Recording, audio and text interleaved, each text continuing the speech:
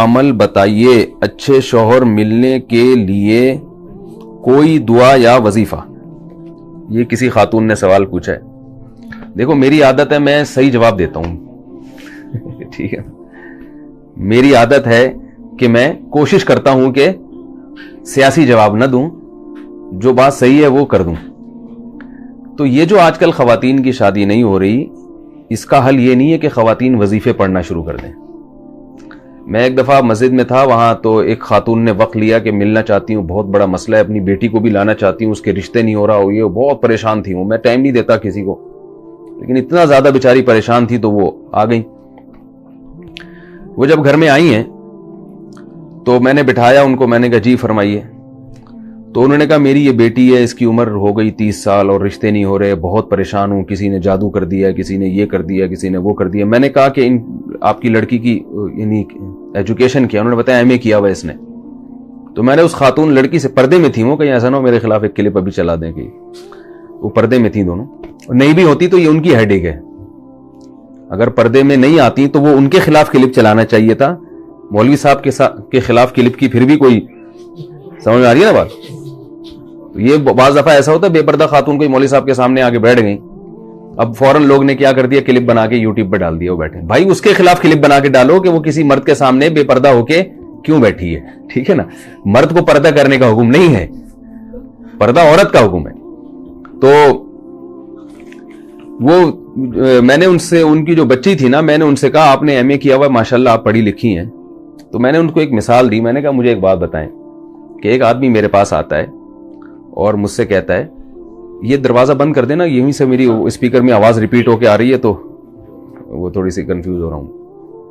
تو میں نے ان سے کہا کہ بھائی دیکھیں کہ میرے پاس 50 روٹیاں ہیں اور بندے ہیں 75 یا 100 آدمی ہیں. مجھے کہا جا رہا ہے، بلکہ 100 خواتین ہیں، یوں فرض کر لیں، مجھے کہا جا رہا ہے کہ یہ 50 روٹیاں 100 خواتین میں تقسیم کریں اور اس طرح تقسیم ہو کہ ہر خاتون کے حصے میں ایک ایک روٹی آئے. بات آ رہی ہے سمجھ میں؟ ہر خاتون کے حصے میں ایک ایک روٹی آئے، کیونکہ ایک روٹی سے کم میں پیٹ نہیں بھرے گا. تو میں کر سکتا ہوں، میں یا تو، اب میرے پاس 2 آپشن ہے، یا تو میں 50 روٹیاں 50 خواتین کو دے دوں اور باقی 50 کو کہوں آپ بھوکے رہو، یا یہ ہے کہ وہ آدھی آدھی توڑ کے. کیا خیال ہے بھائی؟ ایک روٹی میں 2 خواتین، بول لینا کوئی گورنمنٹ کی طرف سے پابندی نہیں ہے، ایک روٹی میں 2 خواتین شریک ہو جائیں. اب کیا ہے کہ میں جو اصل حل ہے وہ تو نہیں بتا رہا لوگوں کو کہ بھائی یہ ایک روٹی میں 2 خواتین شریک ہو جائیں، یہ نہیں بتا رہا میں، بلکہ میں کہہ رہا ہوں یار روٹیاں 50 ہیں اور میں جب بھی تقسیم کرتا ہوں 50 بیچاری بیٹھی ہوئی ہے، ان کو ملی نہیں روٹی. تو اب میں ان کو وظیفہ بتاؤں کہ آپ ایسا کریں، سورہ مزمل 18 دفعہ پڑھیں، آپ سورہ ملک 15 دفعہ پڑھیں، آپ جو ہے تہجد میں ربنا حب لنا من ازواجنا وذریاتنا قرۃ اعین واجعلنا للمتقین اماما، یہ والی دعا 345 دفعہ پڑھیں، اور چغتائی صاحب کا رسالہ پڑھا کریں افخری. ٹھیک ہے نا، اس میں اور وظیفے ہیں. تو یہ کوئی کامن سینس کی بات ہوگی؟ بھائی ہے ہی نہیں. جب ہے ہی نہیں تو کہاں سے وہ ڈیوائیڈ ہو جائے گا؟ حل یہی ہے کہ اس ایک روٹی میں 2 خواتین بولیں بھائی شریک ہو جائے. تو مسئلہ یہ ہے کہ مرد جو ہے نا، مرد ان نالائقوں نے نکاح کرنا چھوڑ دیے ہیں، دیر سے نکاح کرتے ہیں، عیاشی مردوں میں بڑھ رہی ہے. جو نکاح کرنے والے مرد ہیں وہ معاشرے میں تھوڑے ہیں. سمجھ میں آ رہی بات؟ ورنہ زنا اتنا پھیل گیا ہے، دوستیوں کا ماحول اتنا زیادہ ہو گیا ہے کہ انہوں نے نکاح کرنا مردوں نے. آپ جائیں نا، میں تو جانتا ہوں 40 50 سال عمر ہو گئی نکاح نہیں کرتے. اور جو نکاح کے لائق ہیں وہ بھی سارے، یعنی جو نکاح کرنا چاہتے ہیں وہ بھی سارے نکاح کے لائق نہیں ہیں، بے روزگار ہیں، کوئی سٹا لگا رہا ہے، کوئی گٹکے کھا رہا ہے، کوئی جو ہے نا صحیح طبیعت کا آدمی نہیں ہے. جبکہ خواتین میں برائیوں کا ریشو کم ہے. چرسی ہیروئن چی عورتوں میں ہوتے ہیں مردوں میں ہوتے ہیں؟ کیا خیال ہے؟ بے روزگاری یہ عورت کے حق میں عیب نہیں ہے، مرد کے حق میں عیب ہے بے روزگار ہونا. عورت کا تو کوئی عیب ہی نہیں ہے. تو جو بے روزگار آدمی ہے وہ بھی نکاح کے قابل نہیں ہوتا. تو تھوڑے لوگ ہیں جو نکاح کے قابل ہیں، اس لیے خواتین کے لیے رشتوں میں مشکلات پیش آ رہی ہیں. تو اس کا اصل حل وہی ہے جو بڑا کڑوا لگتا ہے لوگوں کو، کہ بھئی ایک اچھے مرد پہ ایک عورت قبضہ نہ کرے، بلکہ وہ کوئی دوسری عورت, ایک مرد جو ہے ایک سے زیادہ عورتوں کو اپنے نکاح میں لے لے جو ذمہ دار اور سمجھدار مرد ہیں, پھر وہ برابری بھی کرے, حقوق بھی کرے. بہت سے لوگ کہتے ہیں مرد ذمہ دار نہیں ہے, تو بھائی کیا سارے غیر ذمہ دار ہیں؟ کچھ تو ہوں گے نا جو ذمہ دار ہوں گے. تو یہ جیسے لڑکی والے پہلی شادی کے لیے لڑکے کو پرکھتے ہیں کہ یہ ذمہ دار ہے یا نہیں ہے, تو ایسے ہی دوسری شادی کے لیے بھی وہ پرکھ سکتے ہیں کہ یہ ذمہ داری نبھائے گا یا نہیں نبھائے گا. اور جیسے پہلی شادی میں سلیکشن میں غلطی ہو سکتی ہے, ایسے ہی دوسری میں بھی غلطی ہو سکتی ہے, لیکن اس غلطی کے ڈر سے یہ نہیں کیا جاتا کہ نکاح ہی ختم کر دیا جائے. بعض دفعہ ایسے ہوتا ہے کہ نکاح کا پیغام آیا, آپ نے خوب اچھی طرح چھان پھٹک کے دیکھا بھائی یہ بڑا ذمہ دار ہے, لیکن بعد میں کیا نکلتا ہے وہ نالائق. تو اب یہ تھوڑی کہا جاتا ہے کہ یہ نکاح کرنا ہی نہیں چاہیے, بھائی اتفاق سے غلطی ہو گئی تو اب دوبارہ تلاش کرنے کی کوشش کرتے ہیں. ایسے ہی یہ بھی ہوتا ہے کہ بعض دفعہ ایسا ہوتا ہے کہ دوسری کے لیے کسی مرد نے نکاح کا پیغام بھیجا, آپ سمجھے کہ ذمہ دار ہے, لیکن بعد میں کیا نکلا غیر ذمہ دار. تو اب اس کا یہ مطلب نہیں ہے کہ سبھی پہ فتویٰ لگا دیا جائے. تو اصل حل شریعت نے اور اسلام نے یہ بتایا جو میں عرض کر رہا ہوں. تو جب تک اس کو معاشرے میں فروغ نہیں دیں گے, خواتین کے مشکلات حل نہیں ہوں گی. آپ عربوں میں جا کے دیکھ لو, پہلے تو عربوں میں یہ تصور نہیں تھا سعودی عرب میں کہ کوئی خاتون کی عمر زیادہ ہو جائے یا وہ بیوہ ہو دوبارہ شادی نہ ہو. اب سعودی عرب میں اتنے مسائل کھڑے ہو گئے ہیں, لڑکیوں کی عمریں نکلتی چلی جا رہی ہیں. عربوں میں ایسا ہو گیا ہے, حالانکہ یہاں تو جہیز کا رواج بھی نہیں ہے. تو یہ پوری دنیا میں ایک المیہ بن چکا ہے, اس لیے کہ مردوں میں عیاشی بڑھ رہی ہے, زنا پھیل رہا ہے, لڑکیوں سے دوستیوں کا رواج بڑھ رہا ہے, طلاقوں کا ریشو بڑھتا چلا جا رہا ہے. تو ذمہ دار آدمی مارکیٹ میں کم نہیں ہے, شارٹ ہیں. مارکیٹ میں کیا ہو رہے ہیں, شارٹ بھی ہیں اور مہنگے ہوتے جا رہے ہیں. جو چیز مارکیٹ میں شارٹ ہوتی ہے وہ کیا ہوتی ہے, مہنگی ہوتی ہے. تو مہنگے ہوتے جا رہے ہیں. تو جب مہنگے ہوتے جا رہے ہیں تو ان کے نخرے بڑھے.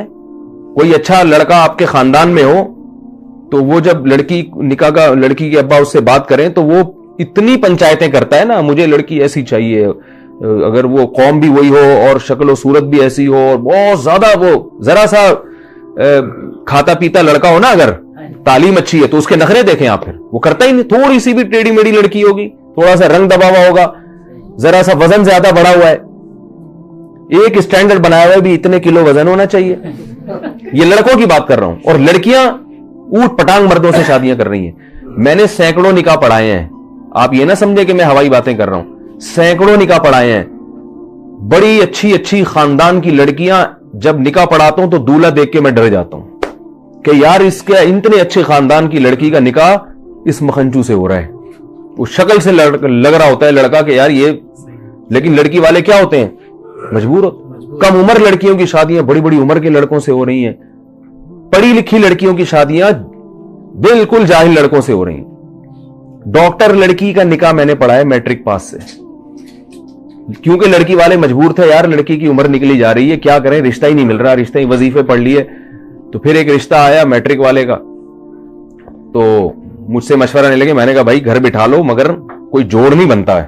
میٹرک بھی شاید زیادہ کہہ دیا, 8ویں پاس تھا وہ, پاس بھی پتہ نہیں کیسے ہوا. آپ کو پتہ ہے پاکستان میں پاس ہونے کے لیے کوئی, تو مجبوراً کیا انہوں نے. کیا ہوا, تھوڑے دنوں میں طلاق ہو گئی. طلاق کیوں ہوئی ہے کہ وہ لڑکی کے پیسے پہ نظر تھی کہ ڈاکٹر ہے تو ہمارا بچہ تو کچھ کر نہیں سکا, تو بہو کما کے کھلائے گی, ڈاکٹر ہے. تو ظاہر ہے یہ بے جوڑ کی شادی ہوئی نا, بے جوڑ کا نکاح ہوا. تو وہ جب نہیں کھلا رہی ہے, وہ اس کو عورت کو یہ احساس ہوتا ہے میں کیوں کھلاؤں بھائی, یہ کیا پورے.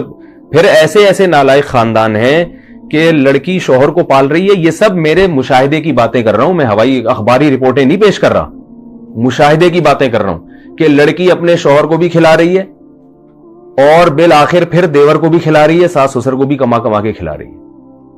ایسے ایسے آپ دیکھیں یہ کلچر ہمارا بنتا چلا جا رہا ہے.